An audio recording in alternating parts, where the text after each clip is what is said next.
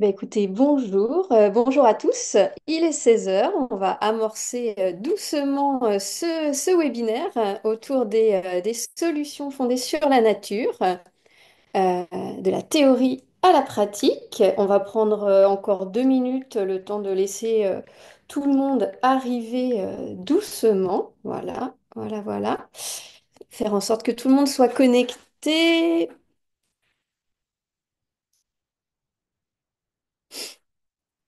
A priori, il y a pas mal d'inscrits, donc on va laisser le temps aux gens de se connecter.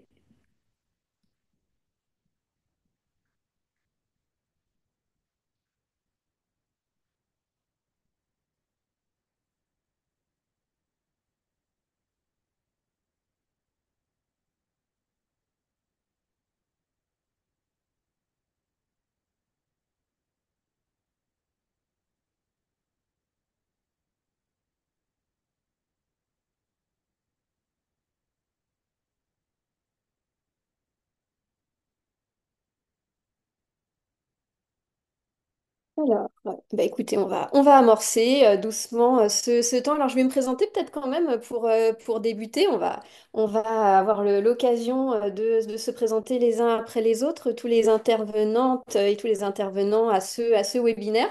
Donc, je m'appelle Marie Fournier, je suis maîtresse de conférence en aménagement et urbanisme au CNAM et je suis cette année accueillie en délégation au sein d'un laboratoire INRAE BAGAP à Angers. Donc, je vais un petit peu tenir le fil pour ce webinaire. Donc, ce webinaire, c'est le premier d'une série de trois webinaires de restitution finale d'un projet intitulé Les solutions fondées sur la nature dans les politiques de gestion du risque d'inondation, de la théorie à la pratique. C'est un projet qui a été porté, coordonné par Johanna Guérin et de INRAE et Anna Serra-Liobet de l'Université de Berkeley aux États-Unis. C'est un projet qui a été porté de 2021 à 2024 et donc là, on est dans cette phase de restitution de nos résultats. Donc ce projet, il a été l'opportunité pour nous, pendant ces années, de comparer les modalités de définition, de saisie et de mise en œuvre de ce concept de solution fondée sur la nature, un concept qui est désormais relativement omniprésent dans le discours de l'action publique, et finalement de l'appréhender dans deux pays aux traditions très différentes dans le champ de la gestion du risque d'inondation, donc la France et les États-Unis. Alors, ce webinaire, c'est le premier d'une série de trois webinaires. Là, aujourd'hui, on va plutôt appréhender la manière dont ce concept a émergé, on va revenir un petit peu sur sa généalogie, les grandes définitions de ce concept. Euh, Pour ensuite, dans les deux webinaires qui suivront, en avril et en juin, plutôt revenir sur nos terrains d'études. Donc en avril, on aura un second webinaire qui portera plus spécifiquement sur ces projets dits SFN sur des terrains urbains aux États-Unis et en France. Euh, Identifier et comprendre un petit peu les modalités de mise en œuvre de ce concept dans ces deux pays. Et puis en juin, on appréhendera plutôt la question des SFN en milieu, dans les espaces ruraux, à nouveau aux États-Unis et en France, et on essaiera finalement de montrer la diversité des modalités de mise en œuvre. Alors aujourd'hui, on va vous proposer un discours à plusieurs voix. On va débuter progressivement, donc un discours et un propos qui va être porté en grande partie par Johanna Guérin, donc, qui a été coordinatrice de ce projet, qui est chargée de recherche INRAE en sciences politiques, et puis également qui va apporter un certain nombre d'éléments relatifs au contexte états-unien. On aura des interventions de Anna Serra Liobet, chercheuse en gestion des risques à l'université de Berkeley. En complément, parmi les intervenantes et intervenants, donc Karine Heitz, géographe INRAE, qui va assurer la modération avec moi et qui va avoir le rôle aussi de suivre un petit peu les débats, les échanges dans le chat et puis surtout dans la section questions-réponses.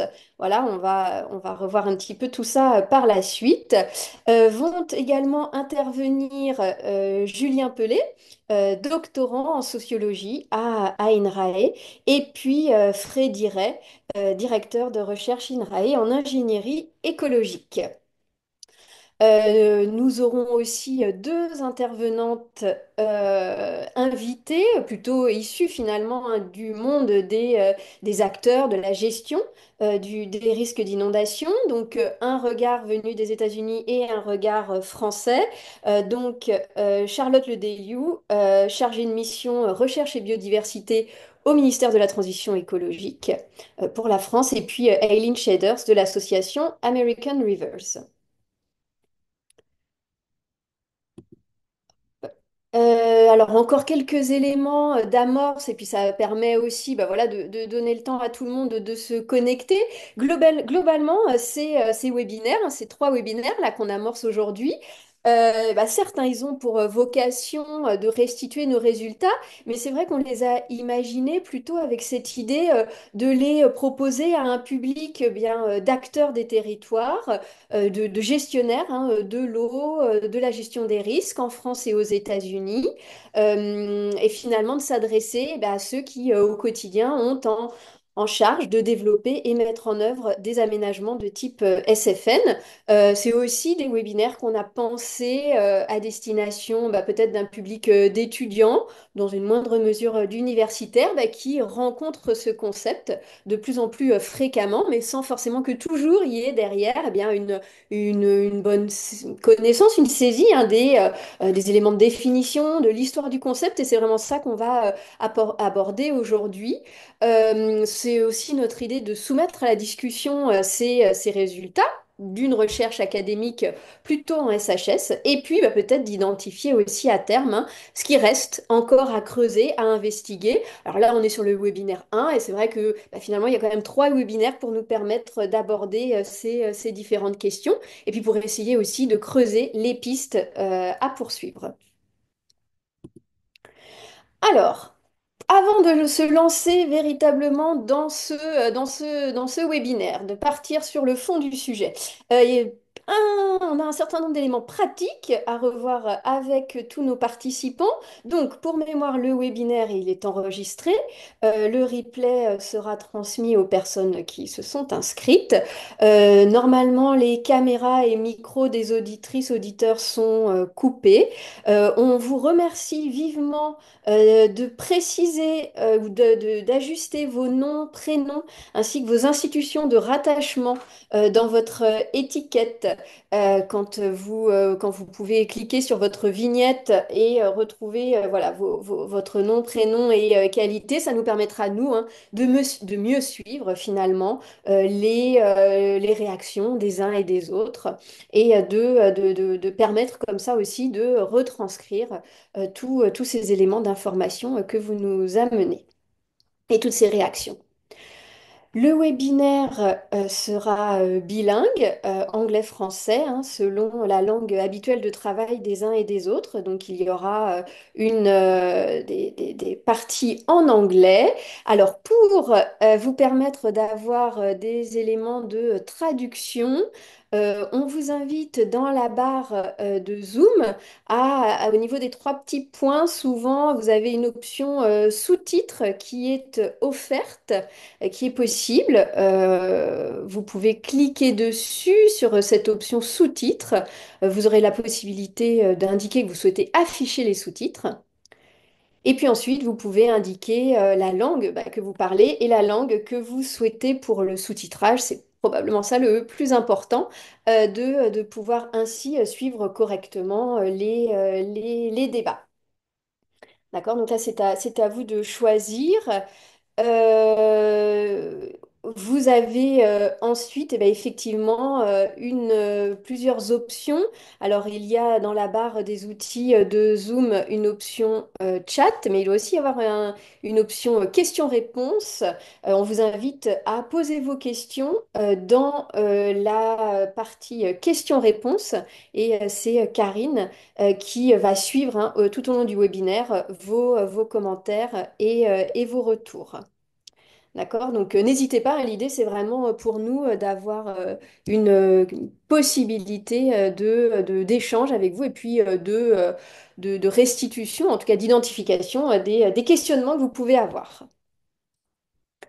Ok, donc là on arrive à la fin quasiment de ces éléments un petit peu d'organisation. J'espère que tout est à peu près clair pour les uns et les autres. Voilà, on avait un dernier temps avant de rentrer vraiment dans le vif du sujet.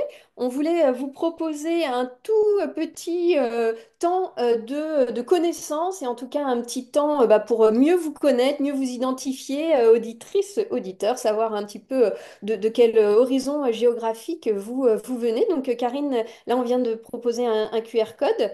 C'est un WooClap qui devrait vous permettre d'accéder à une plateforme et vous allez pouvoir nous indiquer la ville dont vous êtes le ou la plus proche. Et on va comme ça un petit peu identifier ce panorama. Là, je vois qu'on est, alors, je ne sais plus, on est 249 participants. Donc voilà, un petit peu avoir un paysage de ceux aujourd'hui qui sont avec nous. Bon, ça va peut-être prendre une Alors, petite minute. oui, je vais laisser encore 2-3 minutes le QR code à l'écran pour que vous puissiez tous et toutes vous connecter. Et puis, nous pourrons voir un petit peu d'où vous venez sur les résultats que nous allons obtenir. Voilà, alors ça bouge beaucoup, donc je vais vous partager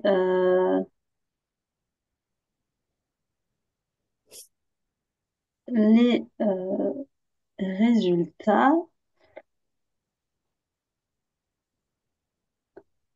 Donc, vous voyez, alors nous avons donc des auditeurs aujourd'hui de Paris, Montpellier et Angers qui sont en force, mais nous voyons aussi que ça bouge beaucoup et que nous avons même des auditeurs qui viennent de la Guyane, de la Guadeloupe aussi. Donc voilà, nous avons aussi nos collègues américains qui sont présents. Mais on voit que effectivement, ce sont surtout les villes de d'Angers, Paris, Montpellier, Strasbourg qui sont les plus représentées. Donc c'est assez cerné en tout cas sur le territoire français. Mais voilà, une belle représentation aussi avec des auditeurs du Québec, de Belgique. Euh, voilà, donc on a une belle représentativité en tout cas, et on voit que les SFN intéressent des auditeurs du monde entier finalement. Ok. Karine, on Donc je peut vous laisse, poursuivre? voilà, je vous laisse Ouais. poursuivre. Ok, très bien, merci. Alors, pour poursuivre, donc là, on va vraiment rentrer dans le vif du sujet. Le programme pour aujourd'hui. Alors, aujourd'hui, on va avoir un webinaire qui va s'organiser en différents temps successifs.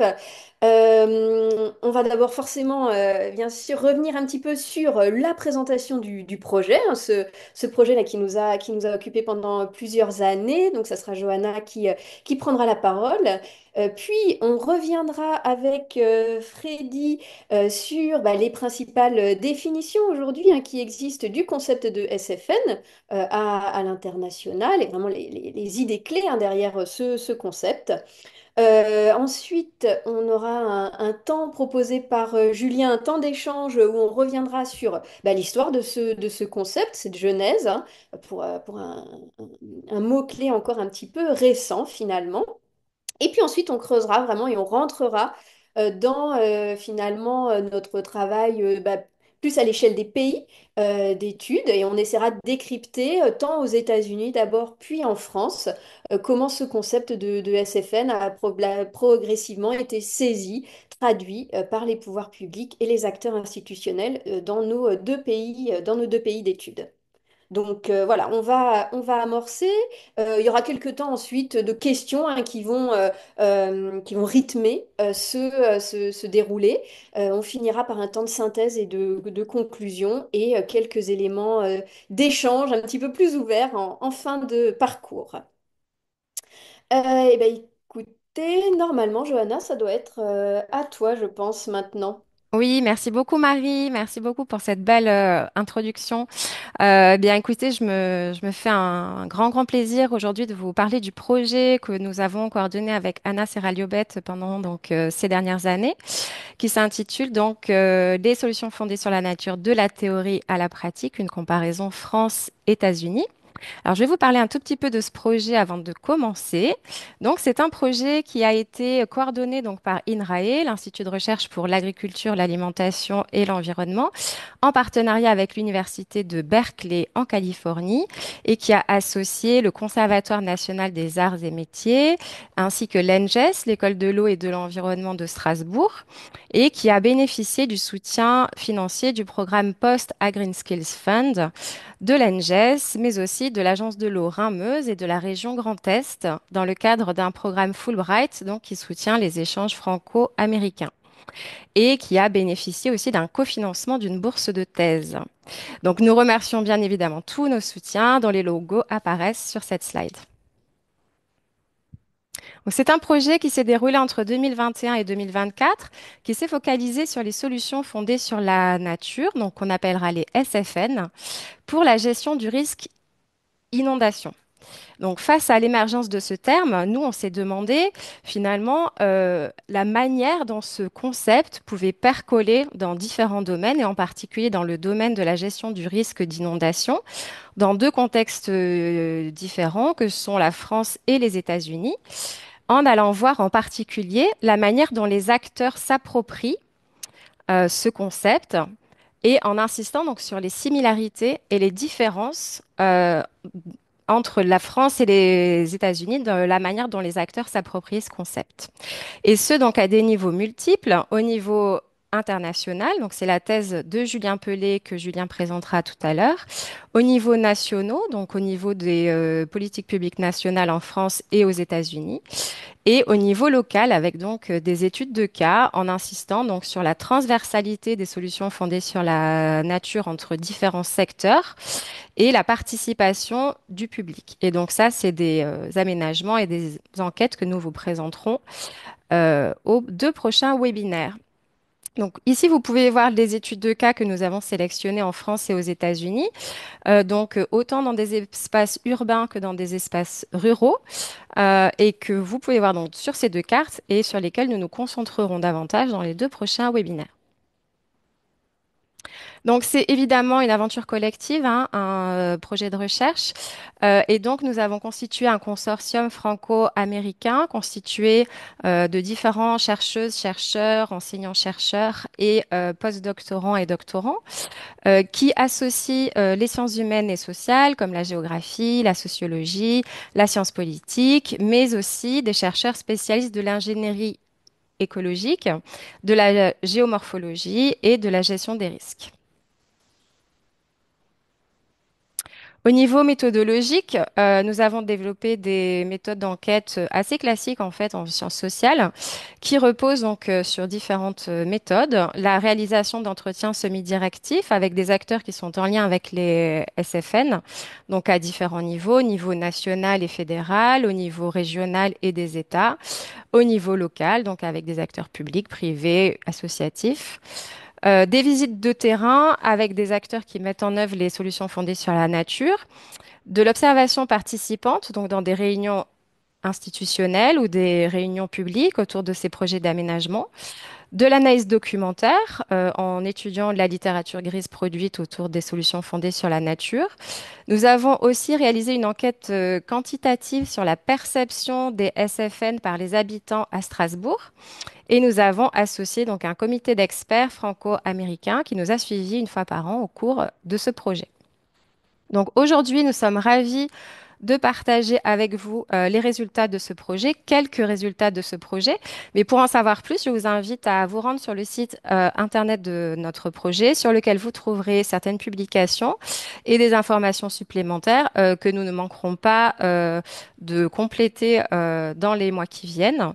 Et je tenais aussi à dire que c'est la première fois que nous faisons un webinaire public de restitution de nos résultats.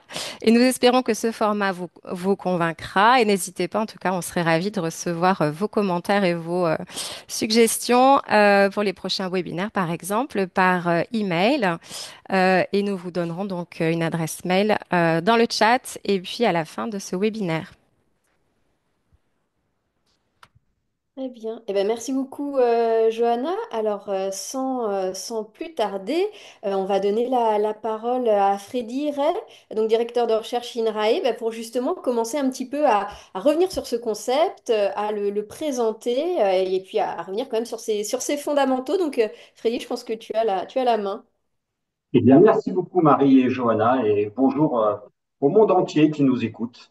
Je suis ravi de partager avec vous le défi qui m'a été lancé. C'est tout vous dire sur les solutions fondées sur la nature en moins de 3 minutes. Et pour faire ça, bah, c'est simple. 3 minutes, je vais faire avec 3 diapos.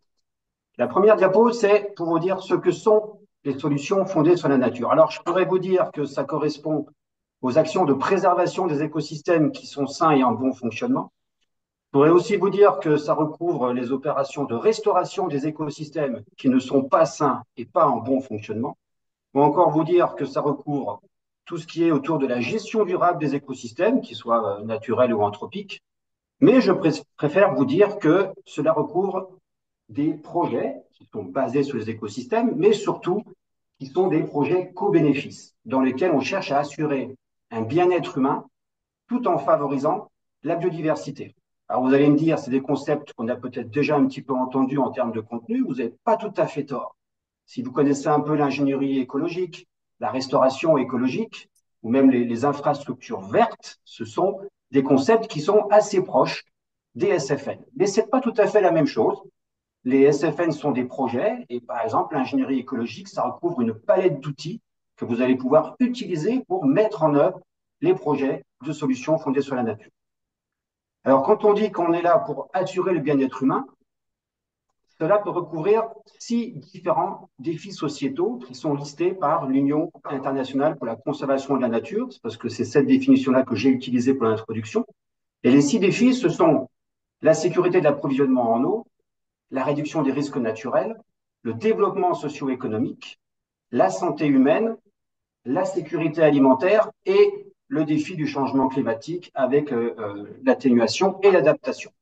Alors, on a des défis sur lesquels on peut avoir des actions qui sont très ciblées. C'est notamment ce qu'on va voir dans le cadre du webinaire avec la réduction des risques naturels. On va voir des opérations qui sont vraiment à même de répondre à ces défis-là. Et puis, on a des défis qui sont un peu plus transverses. Ce sont les 3 qu'on a en bas, où on sait que quasiment quelles que soient nos actions de solutions fondées sur la nature, on va permettre de relever le défi du changement climatique, on va permettre d'avoir une meilleure santé aussi, c'est ce qu'on fait quand on protège contre les risques, et pour certains également une sécurité alimentaire.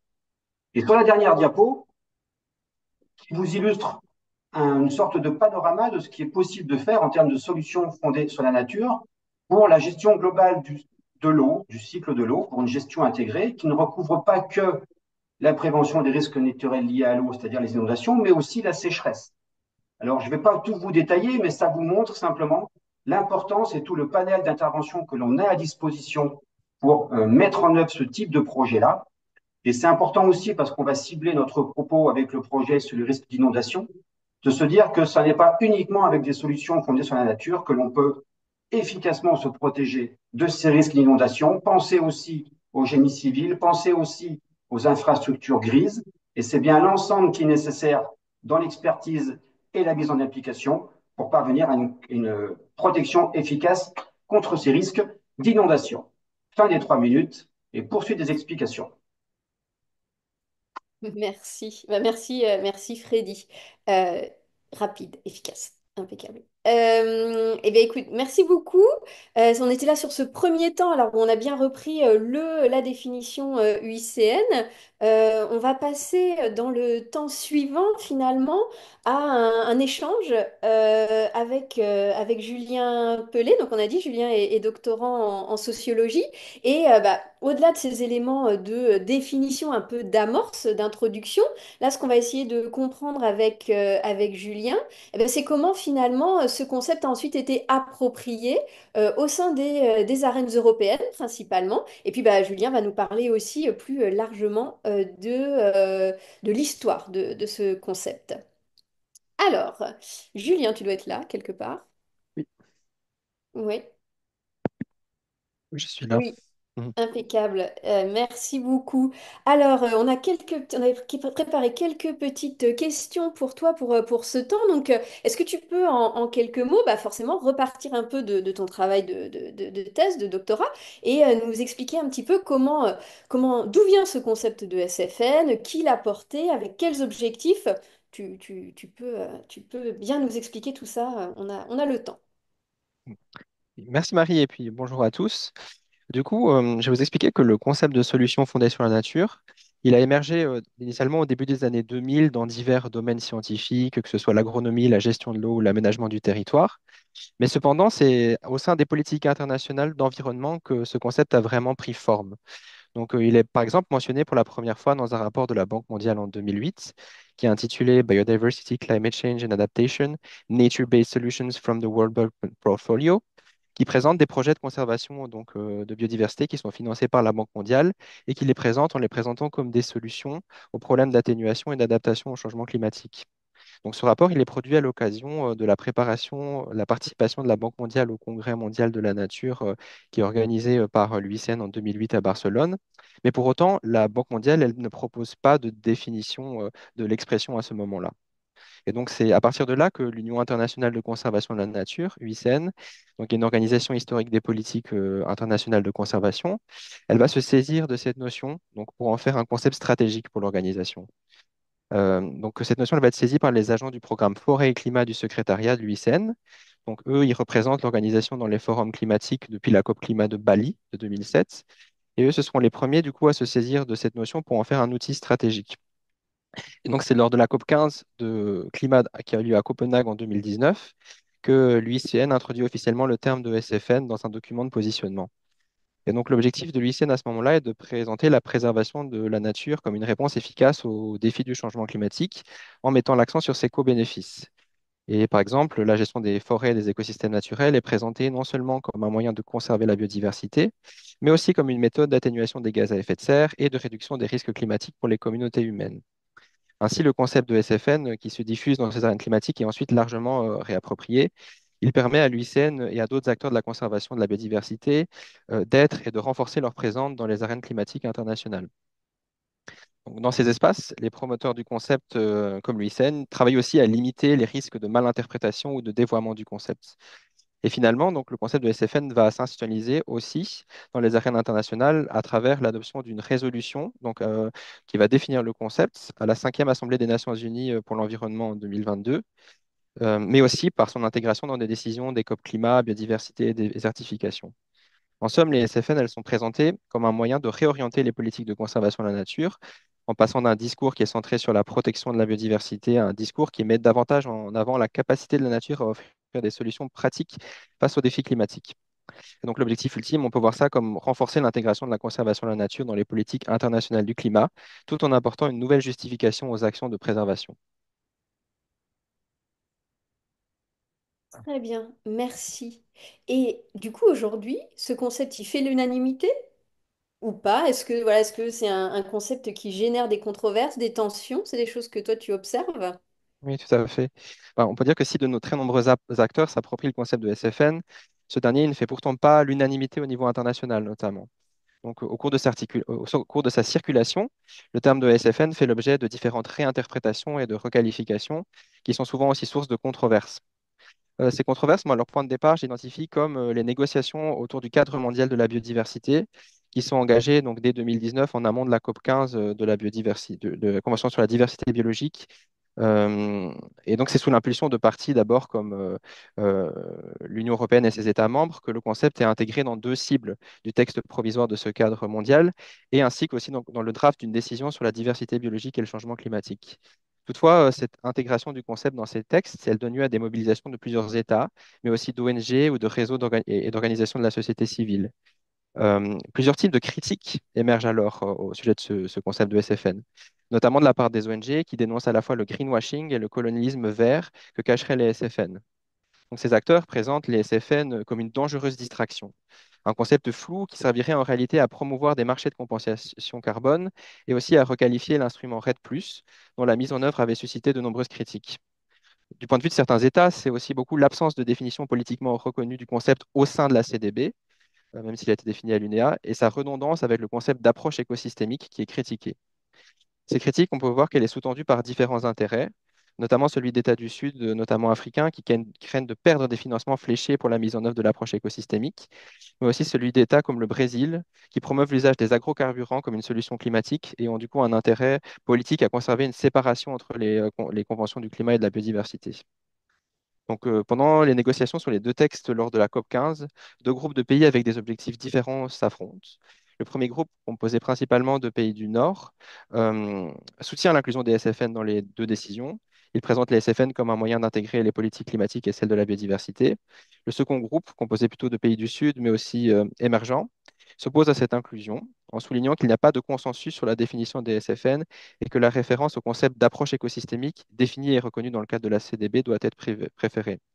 Ce groupe aussi, vis-à-vis de la négociation sur le texte de la décision sur la diversité biologique et le changement climatique, exige en échange de son accord l'ajout d'un article mentionnant le principe des responsabilités communes mais différenciées dans le texte. Les membres du premier groupe refusent fermement cette proposition. Et donc, au final, bien que les SFN aient été intégrés dans le cadre mondial, elles ne figurent pas dans le texte final de la décision sur la diversité biologique et le changement climatique adoptée à Montréal le 19 décembre 2022. Donc, on peut dire que si une première analyse de la circulation internationale des SFN pourrait laisser penser qu'il existe un consensus scientifique et politique au sujet de la nécessaire intégration des politiques du climat et de la biodiversité à travers les SFN, l'analyse des controverses qui se déploient autour de ce concept montre qu'il n'y a pas d'accord à ce sujet. Plus précisément, notre analyse, elle montre les dissensions qui sont relatives aux moyens de mettre en œuvre cette intégration. Donc, le concept de SFN, il possède encore plusieurs ambiguïtés qui ne sont levées ni par la définition adoptée par l'ANUE, ni par les décisions internationales où les SFN sont intégrés. Et notamment, enfin, ces ambiguïtés elles concernent la hiérarchisation de leur usage pour l'atténuation du changement climatique vis-à-vis de l'adaptation, les instruments sur lesquels les financements et la mise en œuvre des SFN doivent reposer, et ce qu'il est précisément entendu par l'expression de sauvegarde sociale et environnementale qui est citée dans la définition de l'ANUE. Voilà. Eh bien, merci. Bah, merci beaucoup déjà pour ces premiers éléments. Il va falloir prendre un petit peu de temps pour digérer tout ça. Et justement, c'est le temps qui suit. On voulait vous proposer, parce que là, on a eu déjà deux temps de présentation, peut-être se donner l'occasion justement de répondre à quelques questions qui ont pu être posées dans la section questions-réponses. Alors Karine, peut-être que tu as eu déjà des premières questions qui sont remontées, soit pour Freddy, soit pour Julien. Oui, alors il y a déjà des questions effectivement. Donc une première question peut-être plutôt pour Freddy qui pourrait voilà, répondre à notre auditeur qui nous pose la question de la différence entre SFN et SAFN. Est-ce que les SAFN sont une branche des SFN et est-ce qu'il y a aussi d'autres déclinaisons, d'autres branches de ce concept? Alors oui, c'est vrai qu'on entend parfois parler de SAFN, solution d'adaptation fondée sur la nature. L'explication, c'est que initialement, Julian a un petit peu éclairé, en tout cas du côté de l'UICN, l'orientation des solutions fondées sur la nature était très orientée vers le défi du changement climatique. Et donc, dans le changement climatique, on a à la fois l'atténuation et l'adaptation. Ce qui fait que on peut identifier deux types d'interventions, celles qui vont viser l'atténuation du changement climatique, celles qui vont viser l'adaptation. En deux exemples. Pour l'atténuation, c'est tout ce qui concerne par les actions de végétalisation qui vont nous permettre de capter du carbone. Pour l'adaptation, c'est la formalisation, la création d'îlots de fraîcheur en ville, grâce notamment à des opérations de végétalisation avec une certaine composante au niveau de l'écosystème qui est mis en place. Donc on peut avoir cette distinction-là entre les différents types de SFN. Ceci dit, récemment, on a justement, on s'est un peu rendu compte que ça pouvait emmener une ambiguïté ou des interrogations. Et on revient un petit peu sur cette appellation de solution d'adaptation fondée sur la nature. Donc il vaut mieux entre nous qu'effectivement on parle de solution fondée sur la nature, avec toute la déclinaison qu'on peut avoir, pas seulement sur le changement climatique, mais aussi sur l'ensemble des 6 défis sociétaux que je vous avais indiqués sur une des diapositives. Merci Freddy. Alors il y a d'autres questions dans l'onglet questions-réponses. Il y a une question euh, pour Julien sur voilà, l'adaptation, l'atténuation, euh, voilà, qui a présenté un petit peu des tensions entre l'IUCN et le TNC. Est-ce que tu peux, Julien, nous en dire un petit peu davantage sur cette différenciation-là? Mm. Donc, il faut savoir qu'en parallèle de l'UICN, donc quasiment au même moment, l'ONG TNC, elle a produit un autre concept qui s'appelle les Natural Climate Solutions, qui veulent souligner le rôle de la nature pour l'atténuation du changement climatique. Et donc TNC, c'est une organisation aussi qui a des liens très forts avec le secteur pas privé, notamment à travers, aussi c'est d'autres organisations comme le WBCSD ou le Forum économique mondial qui vont se réapproprier ce concept de Natural Climate Solutions. Et donc, suite à ça, il va y avoir aussi pas mal d'acteurs privés, notamment des pétroliers, qui vont les intégrer dans leur stratégie de neutralité carbone et aussi en s'appropriant du coup le concept de solution fondée sur la nature.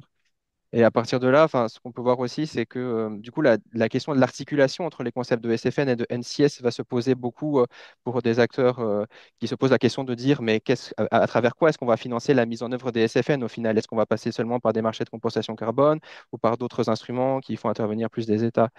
Et donc, voilà, c'est là où se pose aussi la question euh, de, de cette articulation entre SFN et NCS. Et du coup, Julien, pour encore prendre une question de notre onglet questions-réponses, euh, tu parlais tout à l'heure de l'absence de consensus. Donc, il y a une question autour de ça. S'il n'y a pas de consensus international, y a-t-il à minima un consensus scientifique au sein Hmm, de chaque pays? Peux-tu nous en dire davantage? davantage. Euh, Est-ce qu'on peut espérer déjà un consensus sur cette notion? Enfin, c'est la question que je me reposerai d'une certaine manière. Parce que moi, ce que j'observe beaucoup dans sa circulation, c'est que cette notion, elle fonctionne justement parce qu'elle permet d'avoir des visions très différentes des choses à mettre en place. Et ça offre une certaine richesse aussi au concept de solution fondée sur la nature, parce que ça permet justement de ne pas trop réduire la gamme d'actions qu'on peut mettre en œuvre, aussi de nourrir un débat aussi sur quelles sont les différentes formes d'intervention qu'on peut privilégier. Mais d'une certaine manière, ça produit aussi des effets qui sont ceux qu'on l'on voit vis-à-vis des disputes et des controverses qui émergent autour de ce concept-là. Et ça demande d'être réduit, je pense, à l'échelle plutôt nationale, donc ces disputes sur quels sont les instruments, qu'est-ce qu'on entend précisément par SFN, et la définition très globale du concept qui sert à former des alliances au niveau politique, qui sert à trouver du consensus au niveau international dans des contextes où il y a des intérêts très forts qui s'opposent, ne permet pas, à mon sens, d'arriver une fois au niveau national à définir précisément quelles seront les modalités d'intégration à mettre en place dans des réglementations, ou alors fait aussi même peut-être avoir recours à d'autres concepts plus précis, mieux définis, qui peut être plus cernés scientifiquement.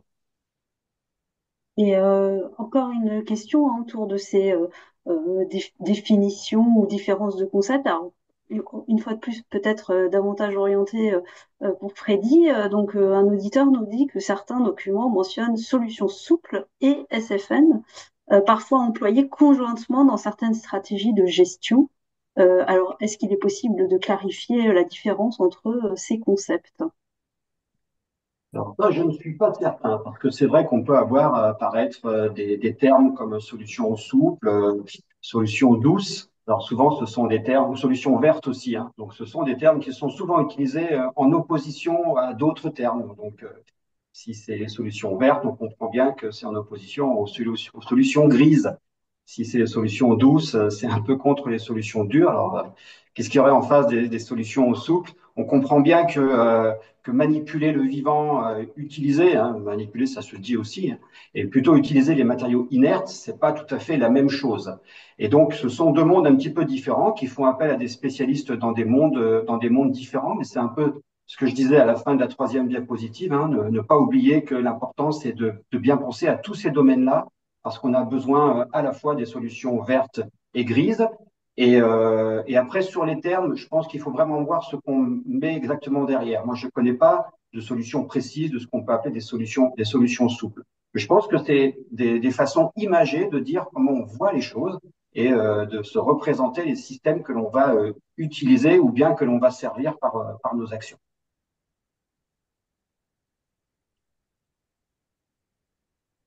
Alors, est-ce qu'on a encore le temps pour une question? Allez, une toute petite dernière. Alors, peut-être une question un petit peu remarque aussi, où à la fois Freddy et peut-être Julien peuvent répondre. Donc, un auditeur de l'agence de l'eau d'Artois Picardie nous dit qu'il y a un défi sociétal en plus désormais, hein, défini par l'IUCN, c'est celui de la lutte contre la dégradation environnementale et la perte de biodiversité. Donc, comment est-ce que finalement tout ça s'imbrique avec les SFN. Alors, peut-être Freddy, tu as des exemples à nous donner.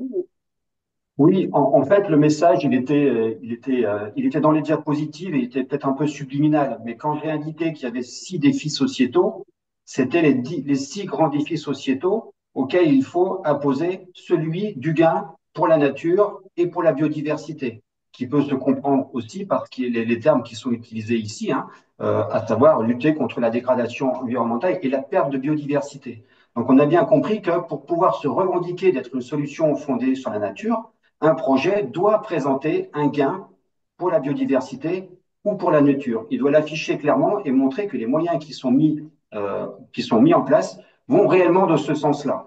Donc, non seulement c'est un défi sociétal qui existe, mais c'est celui dont on ne peut pas s'affranchir lorsqu'on veut traiter de problèmes de solutions fondées sur la nature. Donc, la remarque était très bonne et c'est primordial de le préciser.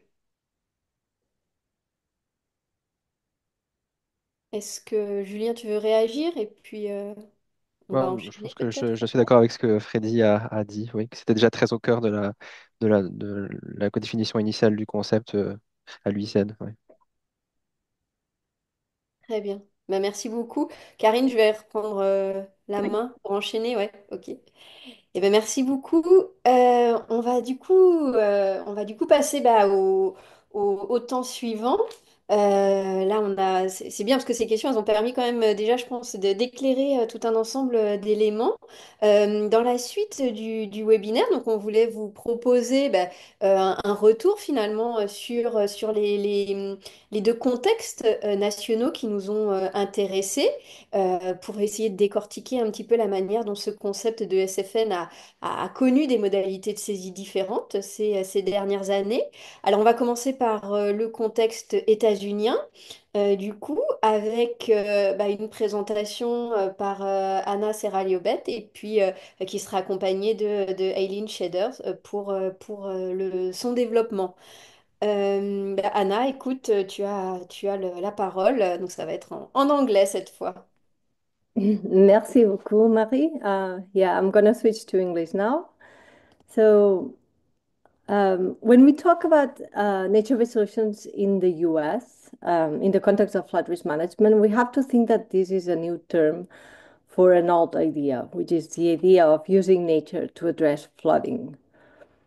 In the 1960s, people started recognizing that development in the floodplains exacerbate flood risk, and that land use changes were also destroying the ecosystems and their beneficial functions for society. And that was the time of the environmental movement, which triggered many very important legislative changes in terms of environmental policy in the US. The concept of wise use of floodplains started getting trendy, and that implied that when we think about reducing flood risk, we not only have to think about reducing the negative aspects of floods, but we have to, at the same time, preserve the beneficial functions of floodplains. there was an attempt to create a unified national program to manage floodplains holistically, but it was never properly legislated. However, during that time, other legislation was approved. No, there was laws like the Clean Water Act, for example, which led to the improvement of water quality. And in the following decades, river restoration projects became more common in the US. To improve water quality was a prerequisite, but after that, they could improve other aspects of the floodplain, for example, habitat, etc. In 1977, President Carter, which you can see in this image, he signed the Executive Order 11988, which said that in order to avoid the negative impacts associated with the modification of floodplains, each agency, federal agencies, had to, at the same time and whenever feasible, restore and preserve the natural and beneficial values associated to the floodplains. During Hurricane Sandy, there was also another momentum to improve and integrate our flood risk management. And that is particular associated to the Executive Order 13690, which was passed during Obama's administration, which created the federal flood risk management standard. But these efforts were cut off by the later administration. But one thing that remained is the Engineering with Nature initiative from the US Army Corps of Engineers, which began a huge process, a planning process for flood risk management that integrate the natural and nature-based approaches into engineering efforts. So in the last decade, several terms have been used in the US in flood risk management, bringing this idea to use nature to address flooding. Wise use of floodplains, green infrastructure, multi-benefit projects, ecosystem services, and now nature-based solutions. As a difference from other terms, nature-based solutions has a much broader scope and it brings together many of the other concepts. And it also integrates the idea of climate adaptation. It's a term that is normally used to refer to multi-benefit projects, but not all nature-based solution projects necessarily restore the natural processes. In other words, not all of nature-based solution projects bring ecological benefits. In 2021, the Infrastructure Investment and Jobs Act allocated billions of dollars to nature-based solutions. And here you can see some examples. $5 billion for forest management to reduce wildfire risk, $8.6 billion to restore and conserve coastal habitats, more than $1 billion for FEMA resilient projects. And in 2022, the first US nature-based solutions strategies was created at a federal level to identify key opportunities for greater deployment of nature-based solutions across federal agencies. And now I'm going to turn to Eileen, and she's going to give you more details about that. Thank you, Anna.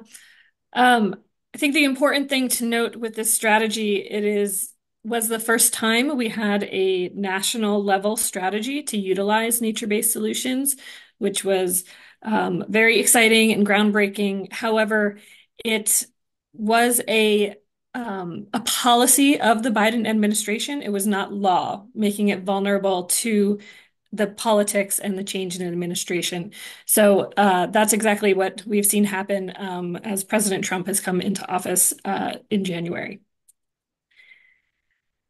Before the Biden nature-based solutions strategy, as Anna mentioned, many of our agencies were implementing nature-based solutions. They had their each individual definitions depending on what types of projects they had the authority to implement. And part of the NBS strategy of the Biden administration was to bring together all these agencies under a common definition and understanding and work collectively to elevate the implementation of these projects throughout the federal government.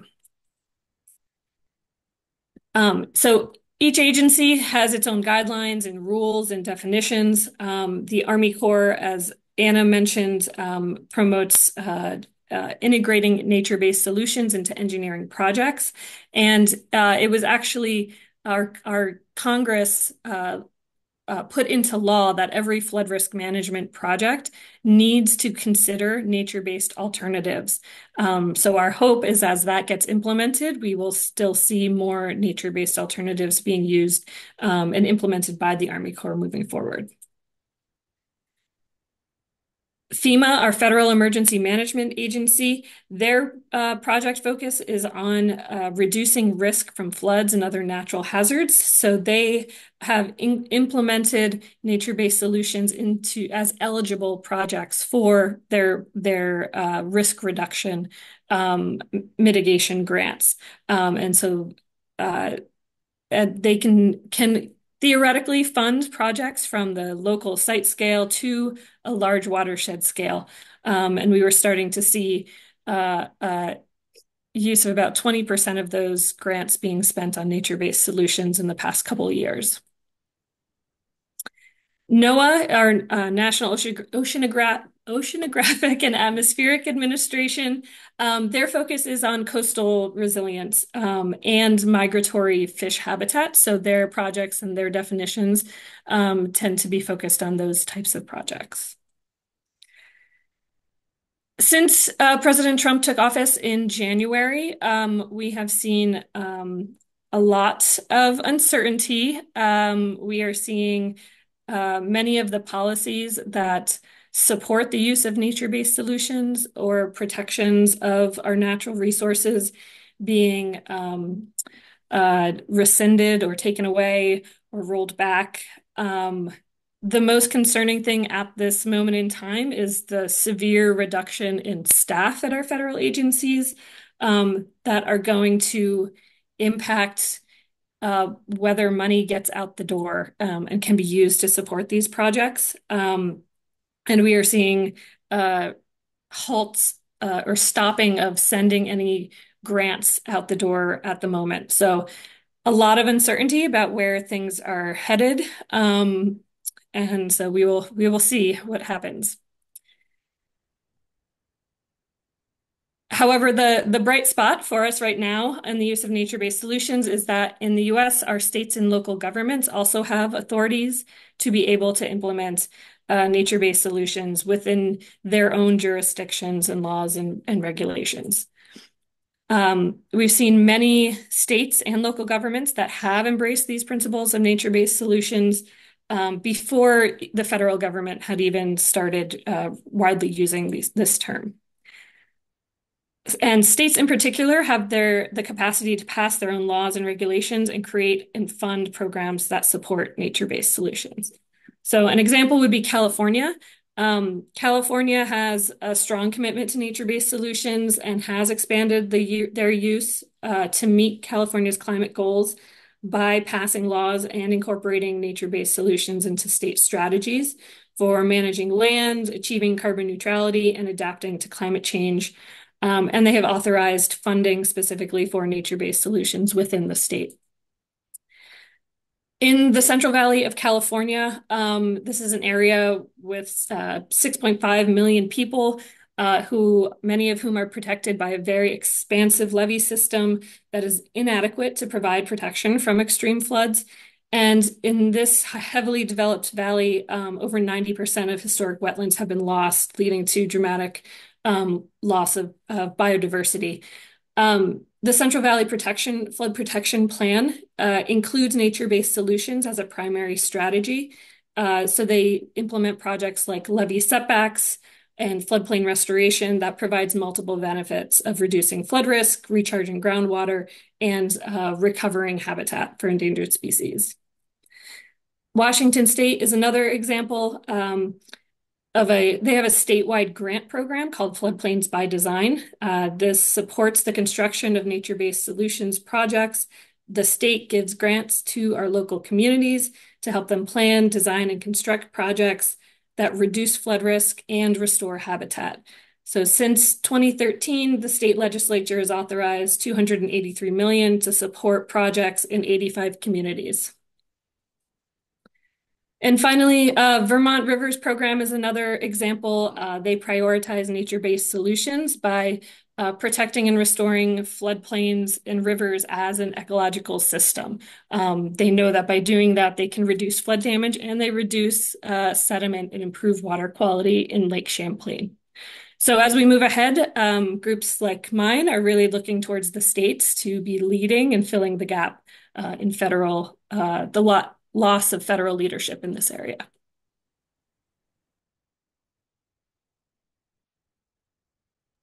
Thanks, Aileen. So we also have local initiatives, and I'm not going to go in detail on that because we will talk more about this in the next webinar. So we are gonna present a specific example that we have been analyzing in this project. We will talk about the green infrastructure and nature-based solutions strategy in San Francisco, and we are gonna also talk about many different types of projects that the city of Portland are implementing in the lines of nature-based solutions. So summarizing this section, the future of nature solutions in the US at the federal level is still uncertain, but some state and local governments have already embraced these principles even before the term was used. So with that, I'm gonna leave it here and I'll give the word to Joanna. Johanna, merci beaucoup. Tu peux enchaîner, je pense. Merci beaucoup. Oui, donc moi je vais parler donc du cas de la France, savoir comment finalement les solutions fondées sur la nature sont institutionnalisées en France. Je vais juste mentionner un tout petit peu une dimension historique des politiques publiques de gestion du risque inondation, mais vraiment sans m'étendre parce que je pense qu'on n'aura pas le temps dans le cadre de ce webinaire. Mais bon, les politiques publiques de gestion des inondations en France se construisent depuis le 19e siècle.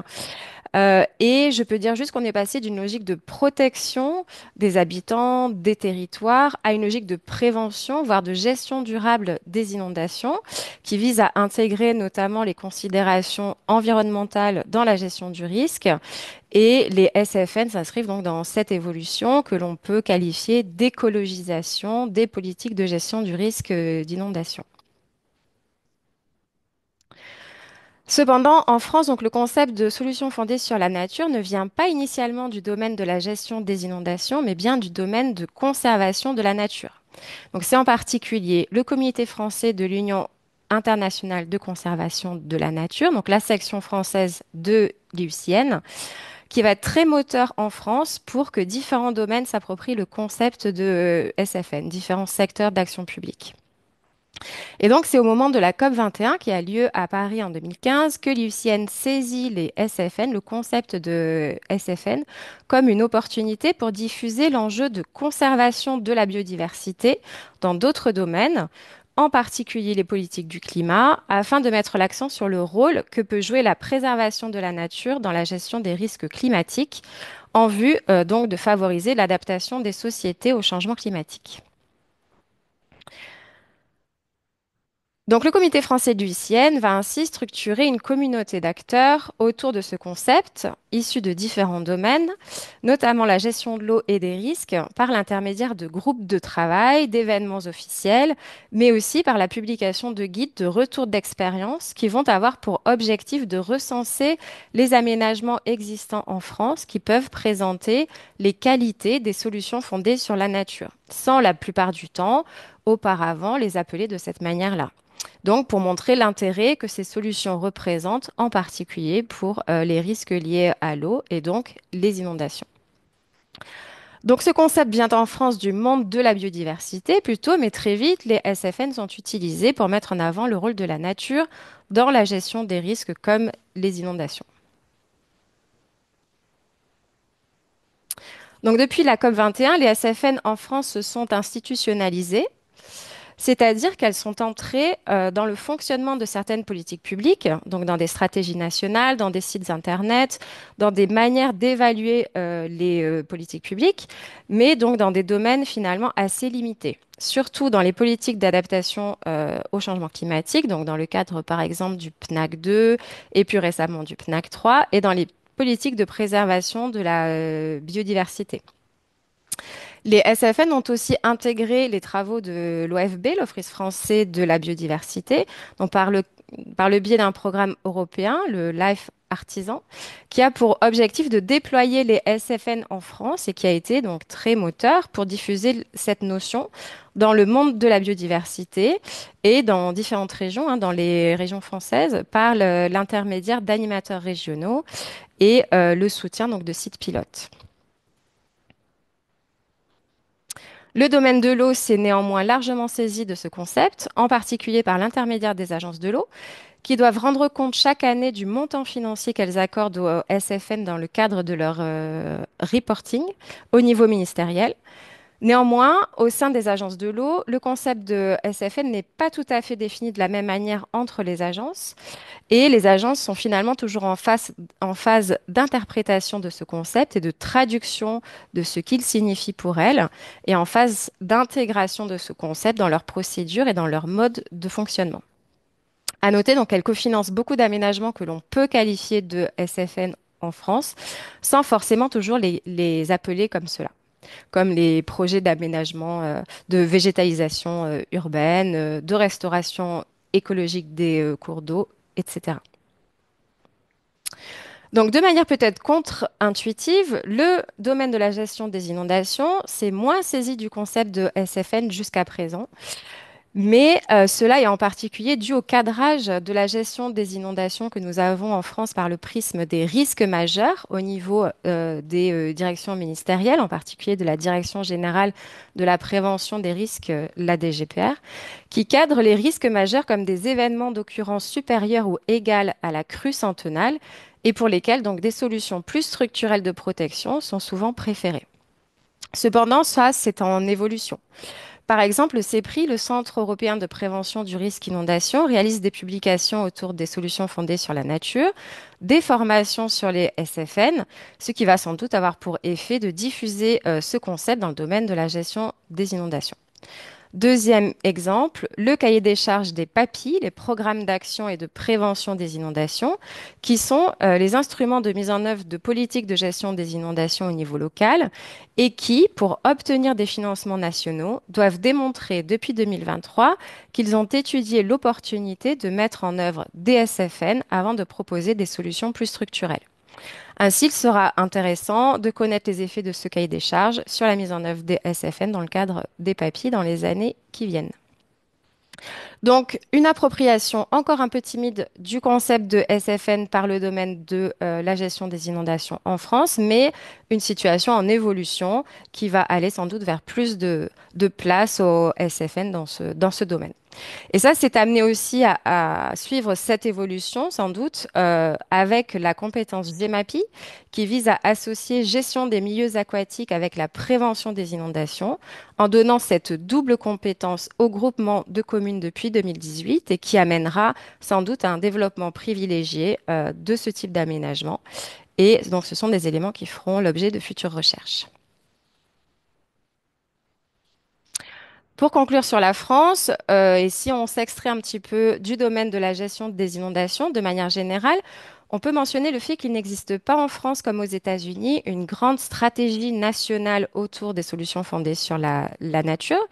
Les SFN sont présentes dans différents secteurs, dans différents domaines, et elles sont soutenues plutôt par ce qu'on peut qualifier d'actions incitatives, donc plutôt soft, qui désigne donc un ensemble d'instruments constituant des règles non contraignantes. Plusieurs exemples, donc le soutien de projets démonstrateurs ou pilotes, hein, avec l'idée qu'ils représentent des exemples pour que d'autres collectivités, d'autres acteurs les mettent en œuvre également, par des budgets donc plutôt locaux, des cofinancements qui doivent avoir des effets leviers, La structuration de réseaux au niveau régional, hein, qui vise à ce que les agents publics ou associatifs qui travaillent sur d'autres sujets deviennent moteurs aussi autour de la question des SFN, mais sans forcément créer de nouveaux postes dédiés à ce sujet au sein de ces structures.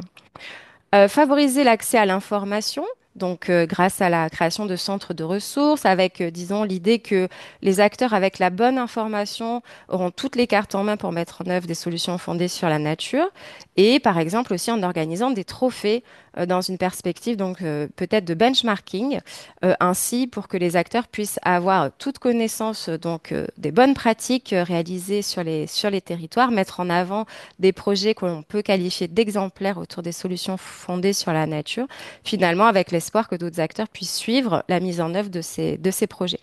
Mais finalement, sans créer de nouvelles ressources financières ou de nouvelles ressources humaines au service du déploiement massif de ces solutions.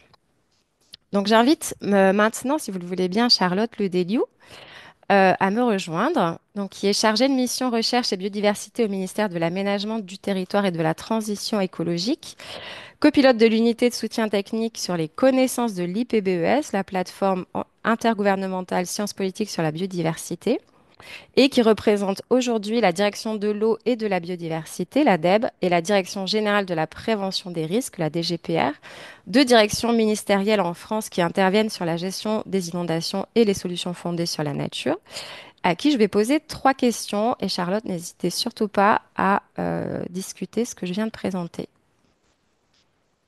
Merci beaucoup, Johanna. Et un grand merci en tout cas de l'invitation et c'est un plaisir de suivre le projet et sa dissémination.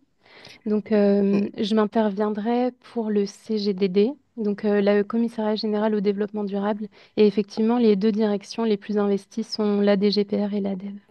Merci beaucoup, Charlotte. Alors, quels enjeux voyez-vous dans le déploiement des solutions fondées sur la nature pour la gestion des inondations en France? Alors donc, avant de déployer les SFN pour nous, donc ils sont un sujet qui est très porté politiquement par le ministère de la Transition écologique et également le ministère de l'Aménagement du territoire.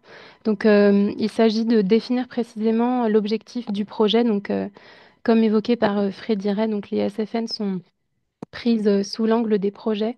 Donc, est-ce qu'il s'agit de gérer une crue décennale, trentenale, centenale ou des événements plus mineurs et davantage fréquents? Et ensuite, définir finalement l'objectif du projet permet de déterminer la capacité des SFN à y répondre.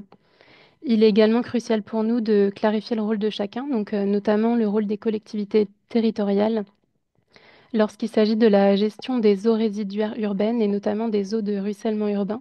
Donc une récente directive européenne est venue clarifier cet aspect. Un des axes également pour nous constitue l'acceptabilité sociale ou un autre vocable qui a trait finalement à la participation du public dans ces projets de SFN. Donc c'est l'un des principaux enjeux du déploiement des SFN à grande échelle. Donc finalement, quelle acceptabilité pour des SFN de quelle ampleur, notamment lorsque les SFN impliquent une transformation du paysage, d'un socio-écosystème entier. Et finalement, quelle évolution des représentations sociales qui, pour l'heure, peuvent juger les infrastructures grises, entre guillemets, comme propres, et les SFN comme des infrastructures plus sales, et qui peuvent être vécues potentiellement comme un abandon par les habitants de la part de la puissance publique. Et enfin, le troisième enjeu pour nous, donc, c'est celui de la gouvernance. Donc, poursuivre l'animation du dialogue entre acteurs sur les SFN, car il y a véritablement un enjeu de convaincre de la pertinence, comme évoqué précédemment, et notamment pérenniser les dispositifs de médiation. Donc, le projet Life Artisan, il dispose, comme l'a évoqué Johanna, d'animateurs régionaux. Et donc, se pose la question de la pérennisation à la fin du projet en 2027. Et à l'échelle des professionnels, au-delà des acteurs et des parties prenantes, donc quelle coordination entre ces professionnels qui sont investis différemment dans la prévention des risques d'inondation selon le niveau d'intensité des phénomènes.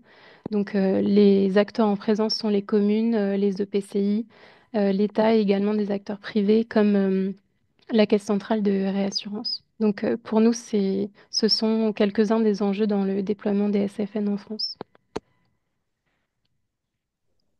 Merci beaucoup, Charlotte. Maintenant, on va peut-être évoquer l'exemple qui a été présenté sur le contexte états-unien, sur cette stratégie fédérale qui a été déployée aux États-Unis pour déployer donc les solutions fondées sur la nature dans toutes les agences fédérales.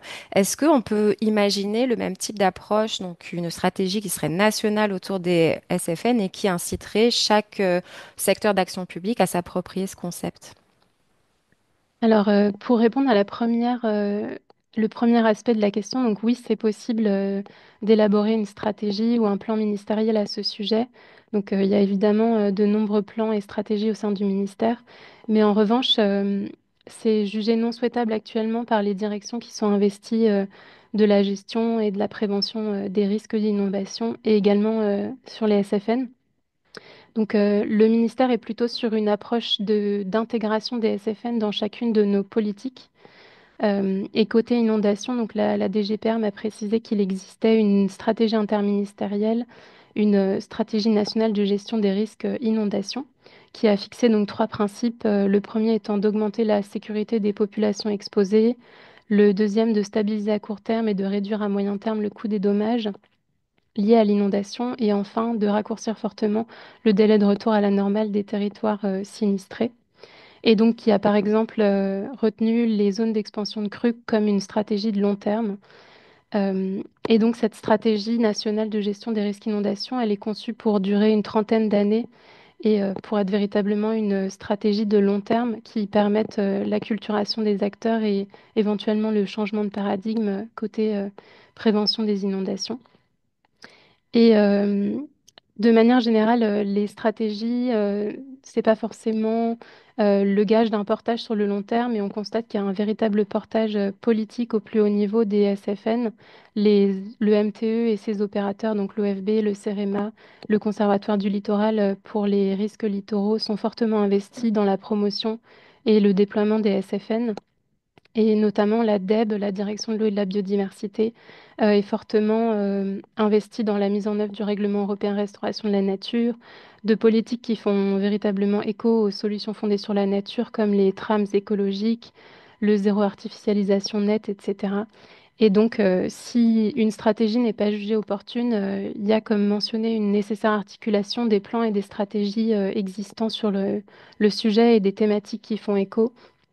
Et notamment, ça a été évoqué, l'articulation entre solutions fondées sur la nature et notre PNAC, le Plan national d'adaptation au changement climatique, qui dispose d'une mesure dédiée aux solutions fondées sur la nature, et également la stratégie nationale biodiversité qui est sortie en 2023 et qui est véritablement intégratrice des SFN.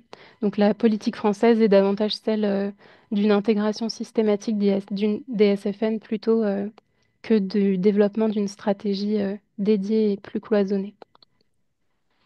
Merci beaucoup, Charlotte. Merci.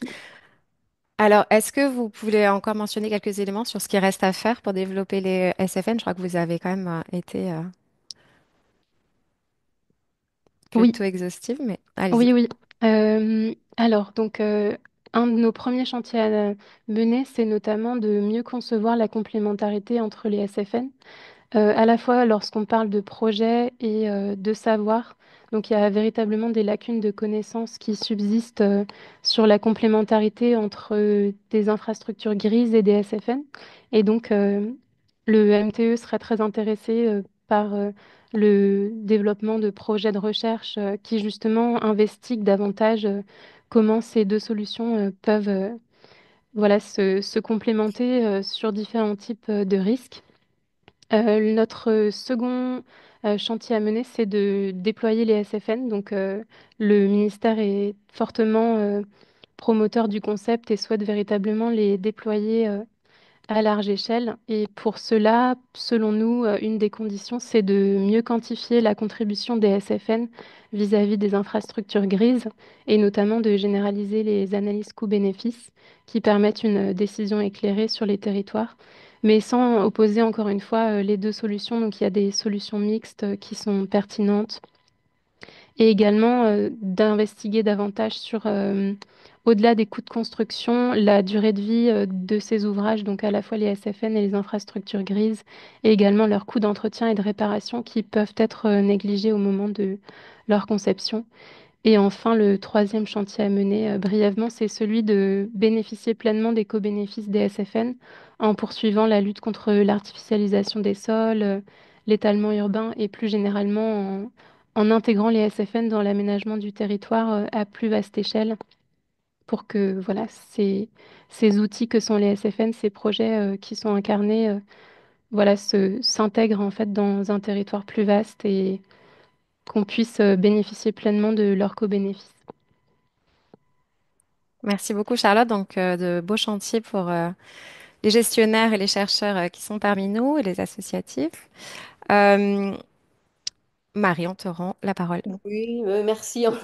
Merci beaucoup en tout cas à toutes les quatre, Anna, Eileen, Johanna et Charlotte. Là, on arrive dans la dernière phase et partie de ce webinaire.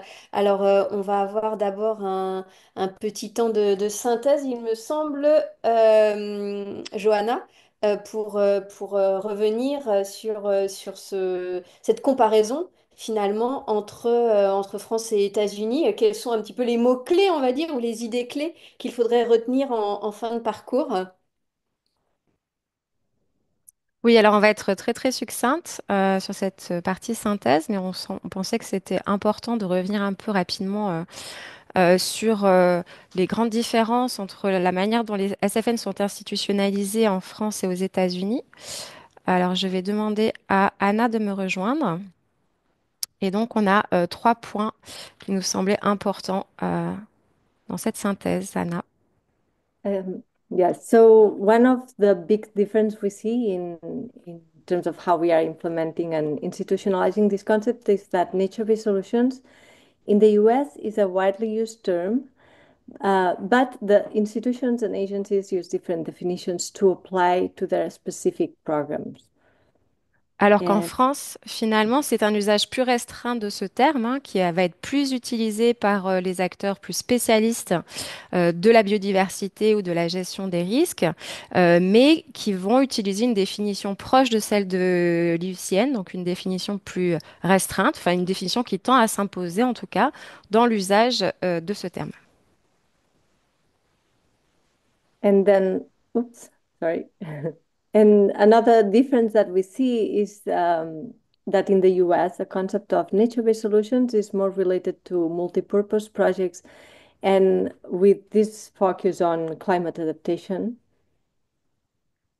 Alors qu'en France, finalement, c'est plutôt un concept qui arrive par le prisme de la préservation de la biodiversité et qui est diffusé par ce prisme-là dans d'autres domaines d'action publique. Mais en fait, ce dont on se rend compte, c'est que dans la réalité des projets, dans les types d'aménagements qui peuvent être qualifiés de SFN, on voit des réalités très diverses, finalement, des types d'aménagements très très différents, de la restauration, de la préservation de très grandes zones d'expansion de crues, à la végétalisation de quartiers, donc qui se mettent en œuvre à des échelles extrêmement différentes, avec des enjeux différents, finalement des acteurs différents, hein, au prisme de la mise en œuvre de ces aménagements. Et puis finalement, on peut donc questionner le caractère englobant de ce concept qui finalement désigne des réalités assez différentes. Et donc on reviendra sur ces aménagements et sur la gouvernance hein, qui est permise par ce type d'aménagement, qui caractérise ce type d'aménagement dans les prochains webinaires. Très bien, merci. Eh ben, merci beaucoup à toutes les deux pour ces premiers éléments de conclusion. On est là à notre deuxième temps de questions. Alors, je ne sais pas si Karine, tu as eu probablement quelques questions aussi encore qui Oui, sont arrivées. oui, bien sûr. Donc, on a des questions. Alors, pour cette seconde partie, alors une question autour du fort tropisme des solutions fondées sur la nature sur la biodiversité, selon la définition de l'IUCN, n'est-elle pas un frein à la mise en œuvre du concept dans le domaine de la gestion du cycle de l'eau? Alors peut-être que Johanna peut nous éclairer à ce propos. Oui, merci. Alors, je ne saurais pas si finalement c'est ce tropisme-là qui limite la diffusion du concept. Je pense que c'est peut-être plutôt dans l'autre sens, c'est-à-dire que finalement, comme ce concept est utilisé plutôt par des spécialistes, il tend à finalement rester, à avoir une définition assez stricte et celle de l'UICN. Je pense que ce qui limite un peu sa diffusion, c'est le fait que finalement les acteurs savent pas forcément si les aménagements dont ils ont la charge ou qu'ils souhaitent mettre en œuvre entrent finalement dans cette définition ou non des solutions fondées sur la nature.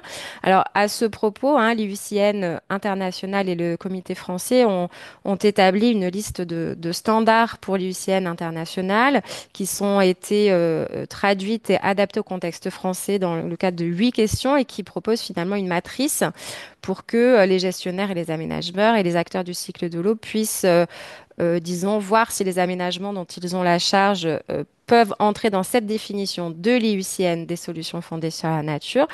Et il y a une volonté d'une part d'être finalement assez englobant hein, pour finalement bah, que les SFN puissent parler à différents acteurs. Il y a un intérêt à ce caractère englobant, mais finalement tout en gardant une certaine distinction entre ce que sont les SFN pour les UCN et ce que sont d'autres types d'aménagements comme les solutions inspirées par la nature qui identifie par exemple le biomimétisme ou les solutions dérivées de la nature, qui seraient plutôt, par exemple, l'énergie solaire ou les énergies renouvelables. Donc, vraiment, l'importance pour les SFN, selon Lucienne, c'est qu'il y a un impact, un bénéfice sur la biodiversité en même temps qu'un bénéfice sociétal.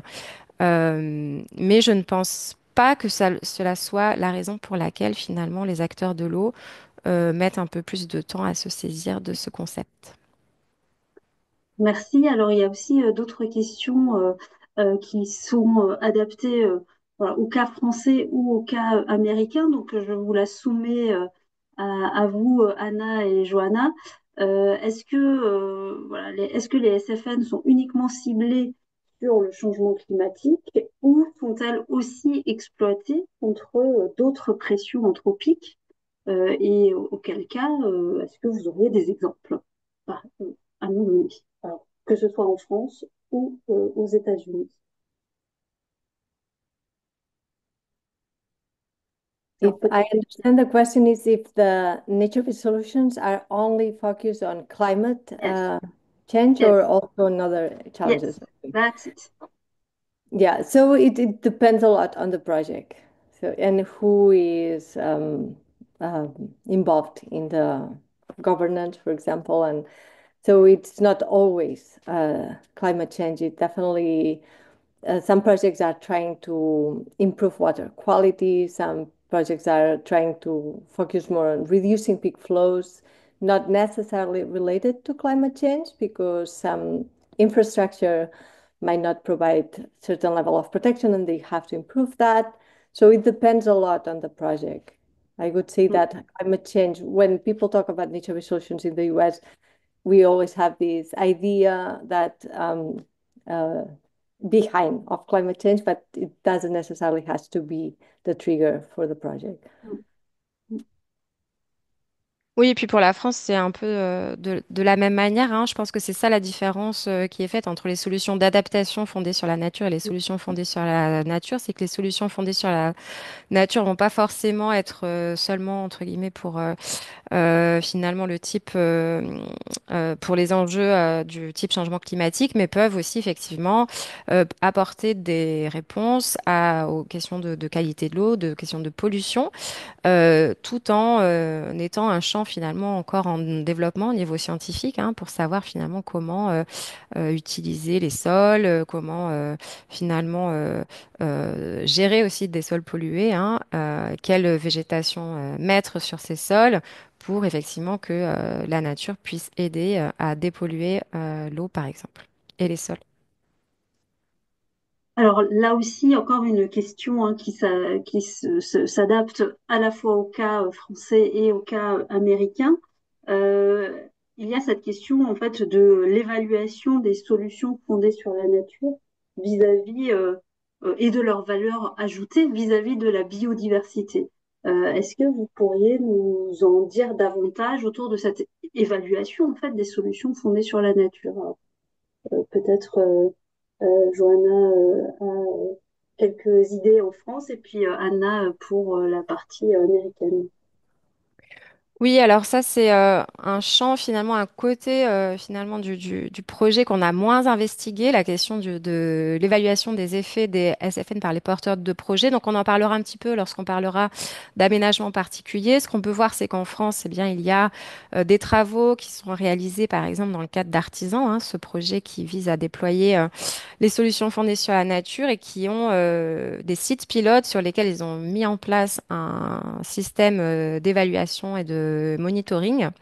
Mais finalement, on peut voir que ce monitoring et cette évaluation n'est pas toujours mise en place par les gestionnaires, notamment par manque de moyens, aussi parce qu'il faut avoir une perspective sur le temps long, hein, finalement, pour voir quels sont les effets avant et après et pendant aussi la mise en œuvre des SFN et se projeter sur un futur. Il faut avoir les financements finalement pour faire ça et les ressources aussi humaines, puisque c'est quand même quelque chose qui est assez intensif en ressources humaines. Et je pense que Anna pourra présenter un peu le cas de Portland qui est assez très exemplaire du point de vue de l'évaluation et du suivi des solutions fondées sur la nature aux États-Unis.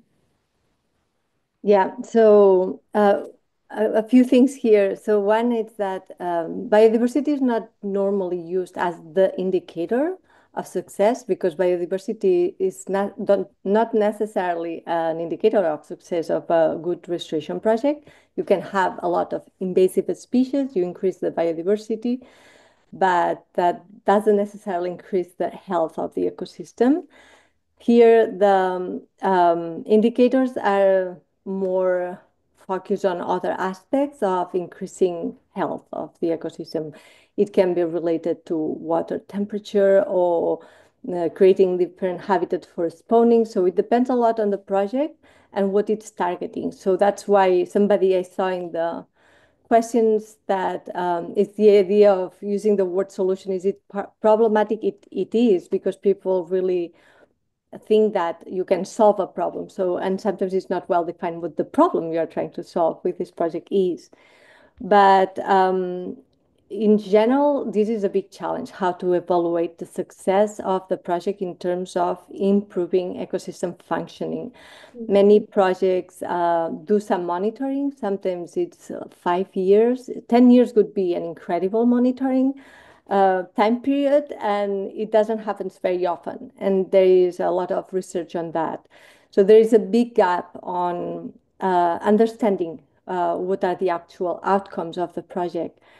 And as Joanna mentioned, there are some good examples, and Portland is one of them. They have a very effective monitoring system. For each project, they have their targets, where what they want to reach. They track all this information. They have been doing that for decades, so they can understand the process of this project. How is it evolving? And then they do a lot of adaptive management, so learning by doing. So whenever they see something in the project is creating some contradictory impacts that they didn't expect, they might modify that in the future. But this is not a common approach, I would say. It's a really good example, but unfortunately, not many cities monitor and track the ecological processes. Merci beaucoup. Alors, il y a énormément de questions dans notre onglet questions-réponses. Donc, on est en train de répondre à certaines d'entre elles voilà, pour que vous ayez des réponses. Mais c'est vrai que voilà, on est un petit peu pris par le temps aussi, puisque la fin du webinaire approche. En tout cas, on va essayer d'y répondre. Et puis, certaines réponses vous seront aussi amenées dans les webinaires futurs dont va vous parler Marie en conclusion. En tout cas, on essaye de répondre au maximum de questions que vous nous avez posées.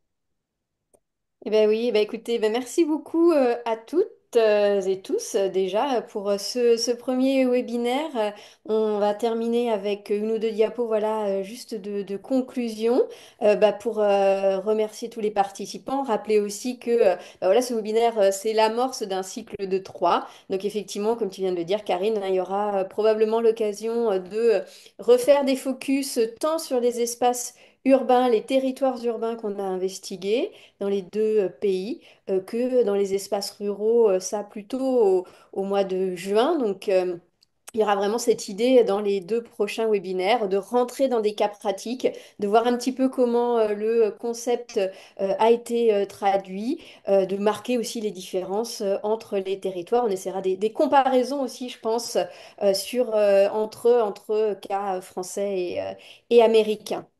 Donc voilà, je pense qu'on va clôturer ici, 17h29. Une nouvelle fois, à tous vous remercier de votre présence. Vous indiquer aussi sur cette dernière diapo l'adresse mail pour le projet sur cette fin de parcours. Vous pouvez nous contacter avec des questions, des besoins, des avis pour la suite, hein. Voilà, c'est un début et puis on sera ravis de vous répondre et puis de vous proposer d'autres temps comme ça de restitution au cours du printemps. Johanna, je ne sais pas si tu veux un dernier mot, dernier de conclusion. Merci beaucoup à toutes et tous pour votre présence, aux panélistes. Et puis, je voudrais aussi remercier Aurélie Mercadet qui nous a accompagnés pour la conception de ce webinaire, donc avec son entreprise Modanza, qui a fait un très très beau travail de soutien et de coaching dans la conception, dans la réalisation de ce webinaire. Donc, je tenais à la remercier. Et donc, je vous dis, je l'espère, au webinaire prochain, donc en avril. Et vous recevrez les informations d'inscription de ce prochain webinaire pour le 25 avril par mail, puisque nous utiliserons la mailing list des inscrits à ce premier webinaire. Merci et à très bientôt. Merci, au revoir. Au revoir.